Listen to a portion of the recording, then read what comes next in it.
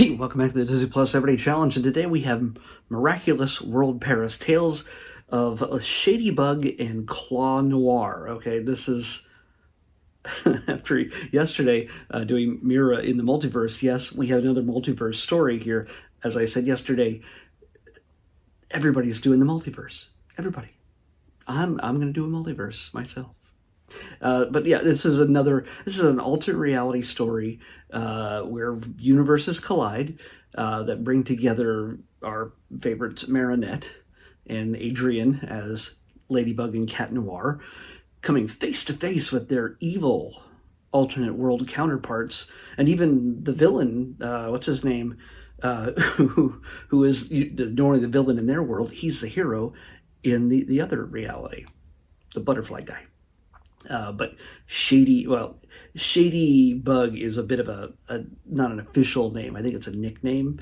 But yeah, her nickname is also Cockroach, at least according to Claw Noir.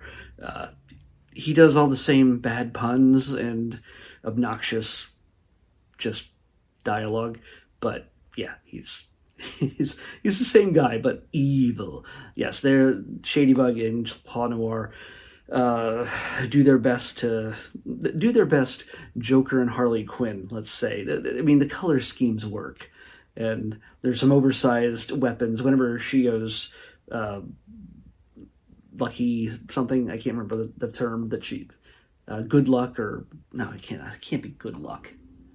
But whatever it is, the luck thing, Ladybug tends to get a random weapon that doesn't seem to make a whole lot of sense a lot of the time, but it usually works out. In this case, the bad version of her uses the same thing, and she gets this epic, powerful weapon that is actually very useful in obvious ways. So, a giant mega gun, or just, yeah.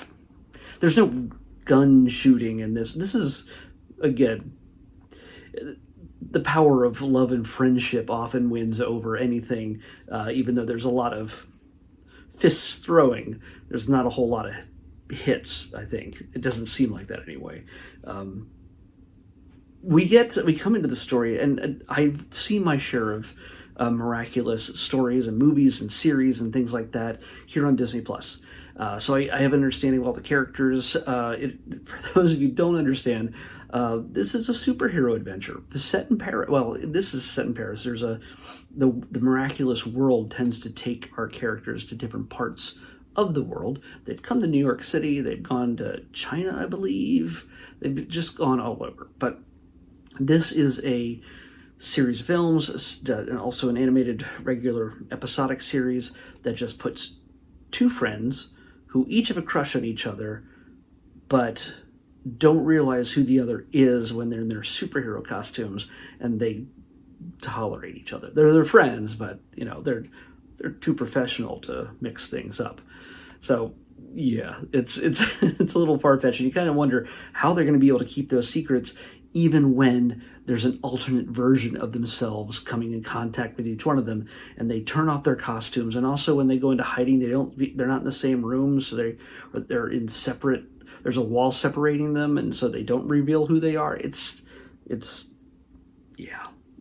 go hard in trying to make sure that nobody finds out the truth, and the entire premise of the series does not get thrown out the window in this episode. It's pretty self-contained. It's entertaining. It's a lot of fun, and if you think it's just going to stop with just these two versions of our heroes, you'd be wrong. Because little spoiler, even though it doesn't really figure into the story, we do get glimpses of other alternate reality versions of these heroes. Not just different looks and different costumes, but different genders and races and styles of animation. Yeah, it was full 2D anime. It goes full manga. Yeah, and this is also, even though it's a French-created superhero adventure, it has tremendous ties to anime style structure. You know, the speed lines and all these other things. There's so many anime influences, and being the fact that the Japanese have a really like French culture. At least, I can't say all of them do, but you can see it in their architecture. You can see it in their love of sweets. You ever go to Tokyo, have a crepe. Go to a Marion crepe, or the Santa Monica crepe. I don't know, that's California, but there's tons of crepe places and tons of French food in Japan. So yeah, there's a bit of exchange there going. You know, they're liking the food, and the Parisians are making use of anime in their animation. So yeah, Japanese style anime. So yeah, it's a bit of an exchange, but yeah, what you're getting here is pretty much just a big action oriented superhero drama and comedy, but it's internationally loved. It's got a humongous following. I've seen kids and adults dressed as Marinette at Comic-Con and things like that. So it's not just a niche, just because you might not have heard of it. And honestly, before I did all this, I hadn't really heard of it either. I didn't know, when I saw people in those costumes before I did Disney Plus, I had no idea. I had no idea what I was looking at. And as far as I knew, it was just another anime character from Japan. But no, France. But yeah, it's an alternate reality story. That's all I really can tell you beyond what I've spoiled so far. And it's just lots of good fun. There's lots of good and bad humor. the puns, if you love puns, well, yeah, you're going to get all you can eat in this one. And all of them, actually. There's elements, by the way, also of Pokemon, because the Akuma, or whatever it is, these things they have to collect or take from each other in order to get their powers, and they're all like living little floaty animals with big heads that look like different animals. I don't know. And the bad guy tries to get them from them, but the other two, our heroes, have some that, yeah, if they could, yeah, I'm not going to spoil the rest of it. I mean, if you know the concept of the series, you know what I'm talking about. But I think we learned something new in this one, or it's just part of the loads of exposition. Yeah, there's moments where you get some rapid fire exposition from bad Marinette reading good Marinette's diary. Yeah. Oh, did I tell you that also the parents have no idea that Marinette has powers? Yeah. So you also have to balance that and keep her secret identity, not just from the boy she loves and the hero she works with, but also her parents, and then reality. But somehow everybody knows, well, I mean, everybody knows because she saved Paris I don't know how many times, but they know that Ladybug is a big deal, and they all know about the Akuma, and they know about the whole thing. I guess there's got to be a website. I don't know. It's a lot to take in, and the exposition they provide for anybody who needs to enjoy this without having to watch, 20 movies or 100 episodes of TV. Well, there you go. I was going to say, well, hey, at least you don't have this multiverse story where you have to watch 23 Marvel movies to understand where it's coming from, and 18 series to see where it all culminates in the next Avengers film.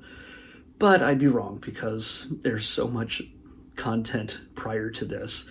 I don't know where this falls in the history of everything. This is from 2023, by the way, and it is 51 minutes long, so it kind of counts as a movie, not a series episode. And my nose itches, sorry.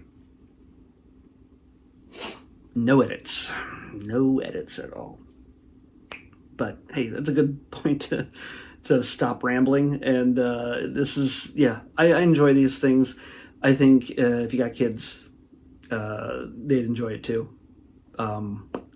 But for me, I will never say no to the opportunity to watch this. I don't go out of my way, but they're always good fun, and it's well animated, and it's good natured. And they'd go out of their way to make sure that making good choices in friendship and not holding on to bitterness or hate or anything else keeps you from overcoming. You don't have to be a bad guy.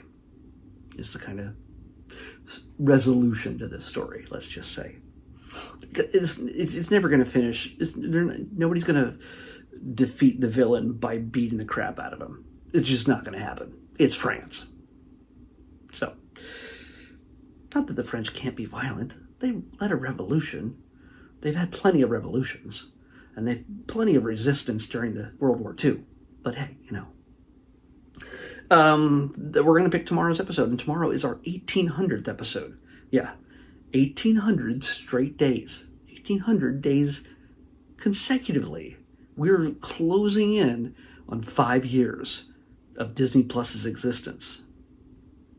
Not kidding. Disney Plus may not even be keeping track of this. I am. 1,800 days. 5 years. Coming up on it in November. It's crazy. But 1,800, this is what we're watching. 204. 204 is... I don't know what this is. This is new. This has been newly added. It's a series. It's been newly added to Disney Plus in the last quarter, which is when I update. Every 3 months I update my list, get rid of all the stuff I watched, add in the new stuff that Disney Plus has added in the last 3 months. And this is one of those things, and I think it's also another one of those foreign series. Hopefully they have some overdubs, or I'm going to do a lot of reading tomorrow. Can't stop scratching my nose. Dang it. So our 1800th episode is Selenke. I know nothing about it, but I know it's called Selenke, and hopefully I pronounced that right. Selenke is what we're watching next on the Disney Plus Everyday Challenge. I'll see you back here tomorrow with that. 1800 episodes. Bye.